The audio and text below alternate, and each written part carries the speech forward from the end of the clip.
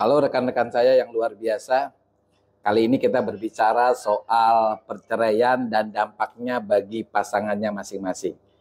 Dokter menemukan suatu kasus yang sebenarnya banyak terjadi pada pasangan yang bercerai. Bukan dampaknya pada anak, tapi dampaknya pada masing-masing pasangan.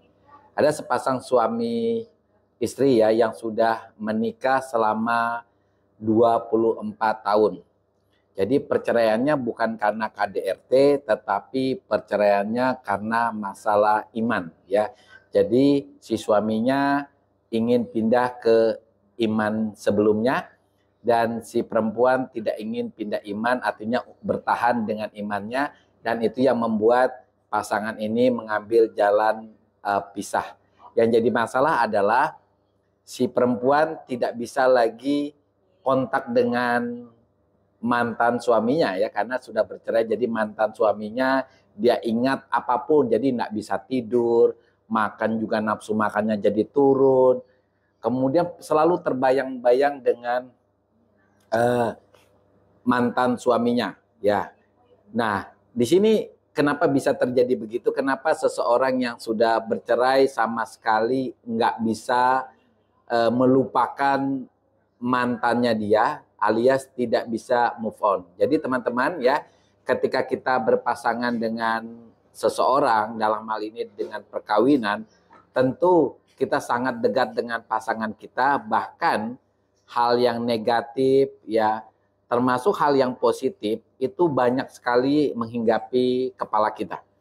Jadi hal yang positif ya, kebaikan apapun pemberiannya, masalah gajinya, perkataannya yang luar biasa, yang saya mengatakan kata sayang, I love you, apapun dikatakan, itu benar-benar masuk ke pikiran bawah sadar seseorang.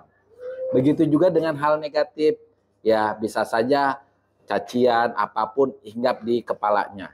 Jadi ketika terjadi perceraian, kalau orang melakukan KDRT, biasanya imbang antara benci dan sayang, itu seimbang. Tetapi kalau perceraiannya bukan karena kekerasan, hanya gara-gara pindah iman, nah inilah yang akan menjadi polemik, karena yang diingat itu adalah masa-masa indahnya seseorang. Nah, bagi ibu yang mengalami masalah ini, karena yang WA saya ini seorang wanita, jadi masalahnya itu adalah ingatan itu ada di pikiran bawah sadar seseorang. Apakah hipnoterapi bisa menghilangkan ingatan akan suaminya? Jawabannya tentu tidak ya. Jadi suami itu adalah bagian hidup seseorang, diingat selalu. Tetapi peristiwa atau perasaan yang melekat pada orang tersebut itu dikasih hilang. Jadi perasaan cinta, perasaan kangen, itu yang dikasih hilang. Alias gini, kita ingat suami kita namanya A atau B gitu ya. Tetapi walaupun kita menyebut nama itu, artinya ada fotonya di kamar kita dia, tetapi perasaan sayangnya sudah hilang ya.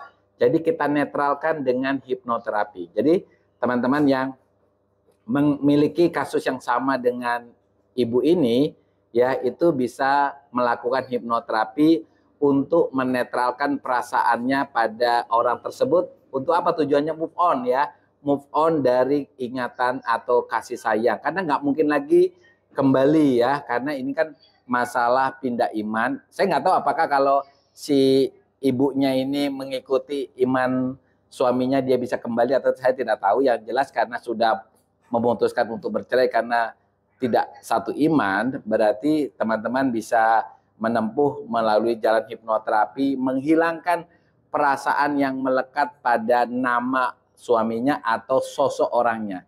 Oke, tetap semangat.